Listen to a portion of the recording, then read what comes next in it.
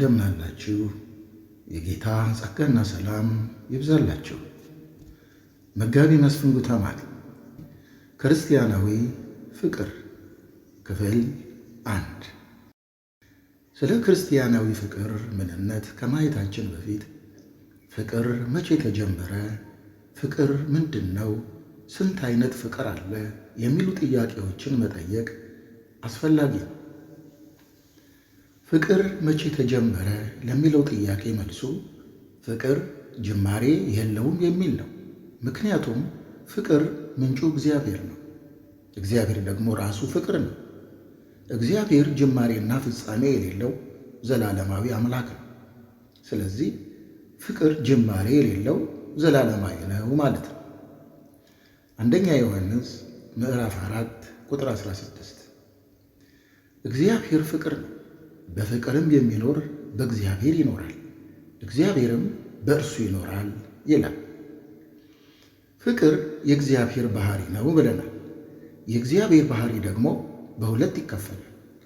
አንደኛው ለማንም የማያጋራው ባህሪው ነው።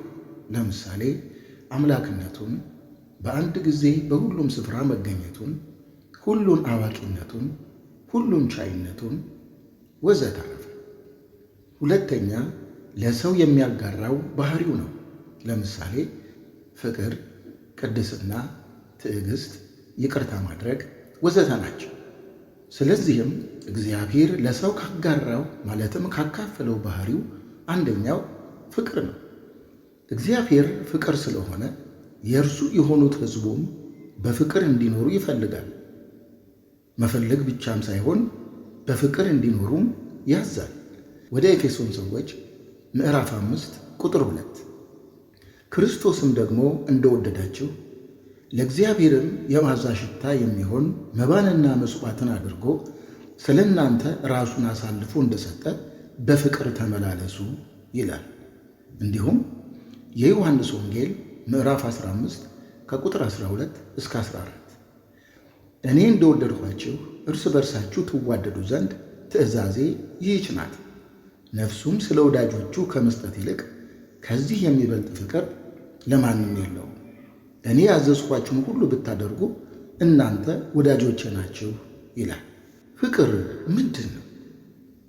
ስለ ፍቅር ሲነሳ ወደ አእምሮአችን ቶሎ የሚመጣው በወንድና በሴት መሃል የሚፈጠረው የተቃራኒ ጾታ ግንኙነት ነው።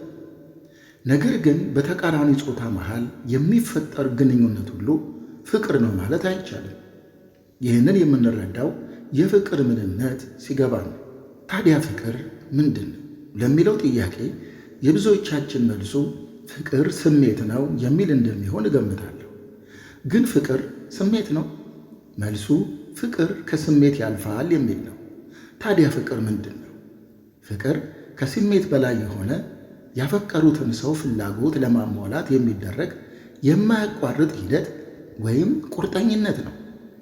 ይህም ማለት ላፈቀሩት ሰው ደህንነት፣ ሰላም፣ በጎነት፣ ደስታ፣ ተድላ ወዘተረፈ ከራስ በላይ ላፈቀሩት መኖር ማለት ሲሆን እንዲሁም ትዕግስት፣ በጎነት፣ መውደድ ያለበት፣ ብስጭት፣ ጥርጣሬና ቅናት የሌለበት፣ ያፈቀረውን የሚያምን፣ ቂምና ቁርሾ፣ በደል መቁጠር፣ ሽንገላ የሌለበት፣ ባፈቀረው ብቻ እስከ መጨረሻው የሚጸና፣ በእውነት ደስ የሚለው፣ ከራሱ ይልቅ ላፈቀረው የሚኖር ማለት ነው። ለዚህ ነው ፍቅር ስሜት ብቻ አይደለም ያልነው። አንደኛ ቆሮንቶስ ምዕራፍ 13 ከቁጥር 4 እስከ 8 ፍቅር ይታገሳል፣ ቸርነትንም ያደርጋል። ፍቅር አይቀናም፣ ፍቅር አይመካም፣ አይታበይም፣ የማይገባውን አያደርግም፣ የራሱንም አይፈልግም፣ አይበሳጭም፣ በደልን አይቆጥርም፣ ከእውነት ጋር ደስ ይለዋል እንጂ ስለ ዓመፅ ደስ አይለው። ሁሉን ይታገሳል፣ ሁሉን ያምናል፣ ሁሉን ተስፋ ያደርጋል፣ በሁሉ ይጸናል።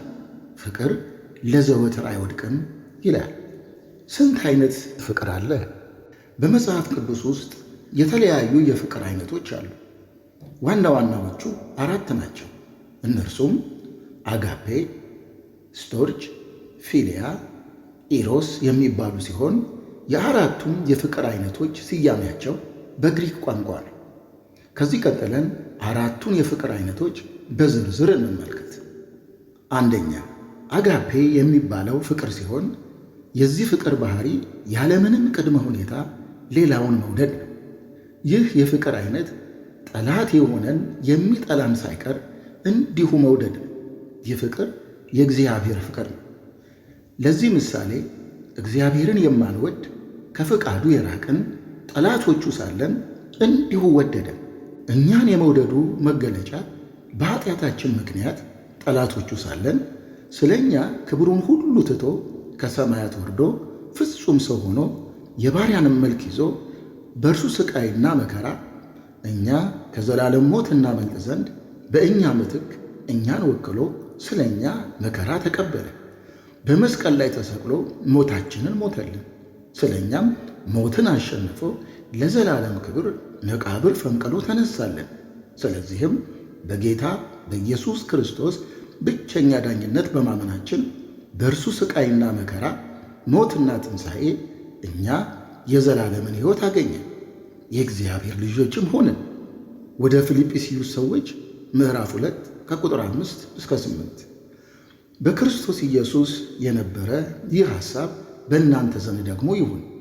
እርሱ በእግዚአብሔር መልክ ሲኖር ሳለ ከእግዚአብሔር ጋር መተካከልን መቀማት እንደሚገባ ነገር አልቆጠረውም። ነገር ግን የባሪያን መልክ ይዞ በሰውም ምሳሌ ሆኖ ራሱን ባዶ አደረገ።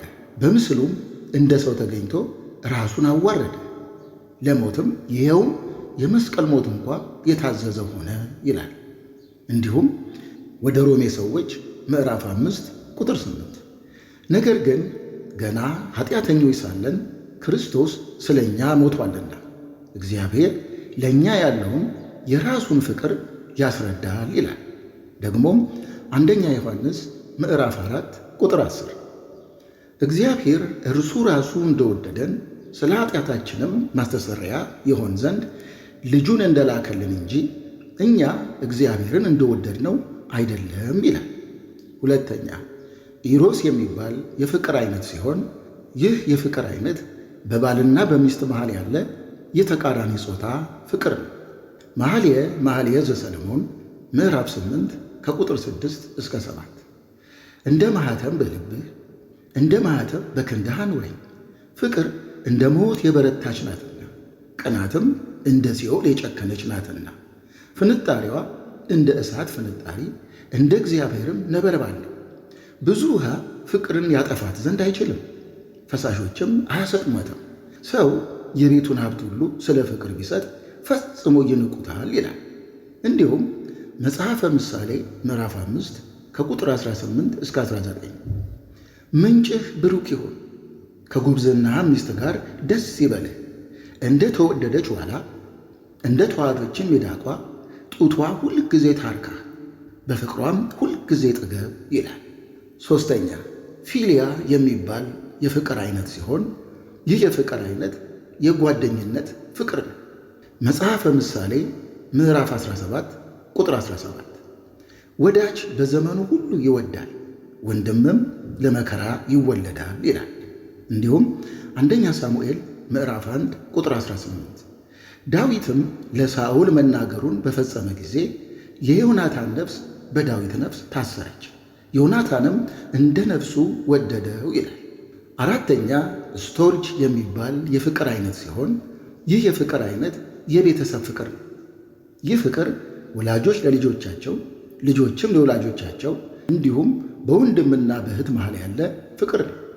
ትንቢተ ኢሳይያስ ምዕራፍ 66 ቁጥር 13 እናት ልጇን እንደምታጽናና እንዲሁ አጽናናችኋለሁ፣ በኢየሩሳሌምም ውስጥ ትጽናናላችሁ ይላል።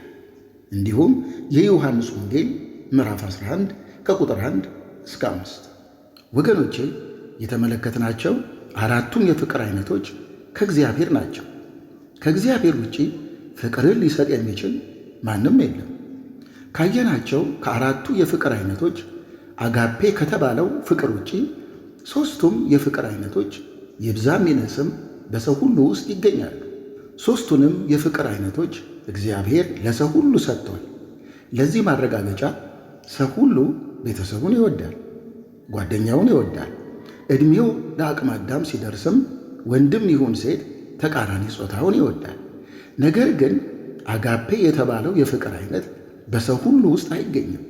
አጋፔ የተባለውን ፍቅር እግዚአብሔር የሚሰጠው በልጁ በጌታ በኢየሱስ ክርስቶስ በማመን ልጆቹ ለሆኑት ብቻ ነው። የዮሐንስ ወንጌል ምዕራፍ 1 ከቁጥር 11 እስከ 13። የእርሱ ወደ ሆነው መጣ፣ የገዛ ወገኖቹም አልተቀበሉትም። ለተቀበሉት ሁሉ ግን በስሙ ለሚያምኑት ለእነርሱ የእግዚአብሔር ልጆች የሆኑ ዘንድ ሥልጣንን ሰጣቸው። እነርሱም ከእግዚአብሔር ተወለዱ እንጂ ከደም ወይም ከሥጋ ፈቃድ ወይም ከወንድ ፈቃድ አልተወለዱም ይላል። እንዲሁም አንደኛ ዮሐንስ ምዕራፍ 3 ቁጥር 1 የእግዚአብሔር ልጆች ተብለን ልንጠራ አብ እንዴት ያለውን ፍቅር እንደሰጠን ይሁ እንዲሁም ነን። ስለዚህ ምክንያት ዓለም እርሱን ስላላወቀው እኛን አያውቀንም ይላል። ስለዚህም የእግዚአብሔር ልጆች ስለሆንን እግዚአብሔር ከፍቅሩ ባሕሪ አካፈለን። ሁለተኛ ጴጥሮስ ምዕራፍ 1 ከቁጥር 2 እስከ 7 የመለኮቱ ኃይል በገዛ ክብሩና በበጎነቱ የጠራንን በማወቅ ለሕይወትና እግዚአብሔርን ለመምሰል የሚሆነውን ነገር ሁሉ ስለሰጠን በእግዚአብሔርና በጌታችን በኢየሱስ ክርስቶስ ዕውቀት ጸጋና ሰላም ይብዛላችሁ። ስለ ክፉ ምኞት በዓለም ካለው ጥፋት አምልጣችሁ ከመለኮት ባሕሪ ተካፋዮች በተስፋ ቃል እንድትሆኑ በእነዚያ ክብርና በጎነት የተከበረና እጅግ ታላቅ የሆነ ተስፋን ሰጠን። ስለዚህም ምክንያት ትጋትን ሁሉ እያሳያችሁ በእምነታችሁ በጎነትን ጨምሩ፣ በበጎነትም ዕውቀትን፣ በዕውቀትም ራስን መግዛት፣ ራስንም በመግዛት መጽናትን፣ በመጽናትም እግዚአብሔርን መምሰል፣ እግዚአብሔርንም በመምሰል የወንድማማችን መዋደድ፣ በወንድማማችን መዋደድ ፍቅርን ጨምሩ ይላል። ወገኖች ክፍል 1 እዚህ ላይ ያበቃል። ጌታ ቢፈቅድና ቢወድ በሕይወትም ብንኖር በጌታ ጸጋና ምሕረት ክፍል 2 ይቀጥላል። ይህን ቻናል ሰብስክራይብ ያላደረጋችሁ ወገኖች ሰብስክራይብ በማድረግ ትተባበሩኝ ዘንድ በትሕትና እጠይቃለሁ። መልእክቱም ለሌሎች ይደርስ ዘንድ ላይክና ሼር ታደርጉትም ዘንድ በድጋሚ በትሕትና እጠይቃለሁ። የጌታ ጸጋና ሰላም ከሁላችንም ጋር ይሁን። አሜን። አየሁት ጌታን በማጣቴ ደግሞም ለካሁት በማግኘቴ ስወድቅ ስነሣ እርሱ ያው ነው፣ ጊዜ ሁኔታ ሳይለውጠው እግዚአብሔር ፍቅር ነው።